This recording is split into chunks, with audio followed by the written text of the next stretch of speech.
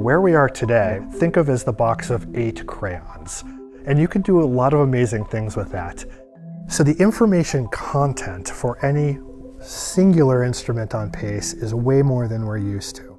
OCI is going to be the box of 96 or 128 crayons. And so suddenly, the tools you have at your fingertips will fill in all the gaps of color that we could possibly want. This observatory is going to provide global coverage every day. That is another scale of this total volume that is really, really increasing the amount of information we're going to have to work with. We know the atmosphere is changing. We know carbon dioxide levels have increased. We know that it has warmed our atmosphere. Circulation patterns are changing. Places are warmer than they used to be. The deeper dive we take into the relationships between land, ocean, and atmosphere, the more we realize we don't know and we need to learn. NASA is preparing to take that deeper dive with the Plankton Aerosol Cloud Ocean Ecosystem Mission, or PACE. The PACE mission and its suite of instruments will gather new data on these interconnected Earth systems. The exchange of carbon between the oceans, land, and atmosphere. The impacts of atmospheric particles on marine communities of phytoplankton. The changes these communities are experiencing in a warmer Earth.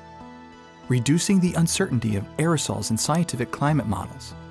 PACE will improve our understanding of these complex connections and how these systems are affected in a changing climate.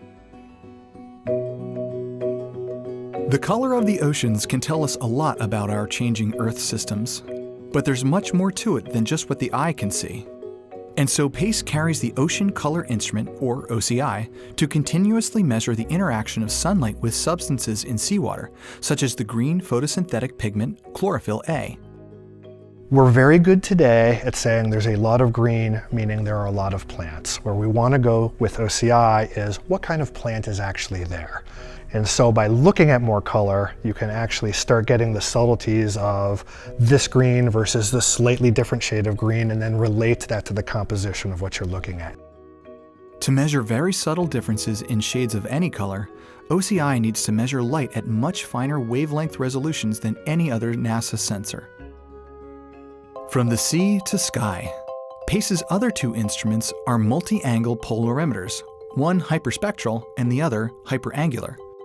Together, they'll take on aerosols, tiny airborne particles, and clouds, both of which change how sunlight interacts with the atmosphere.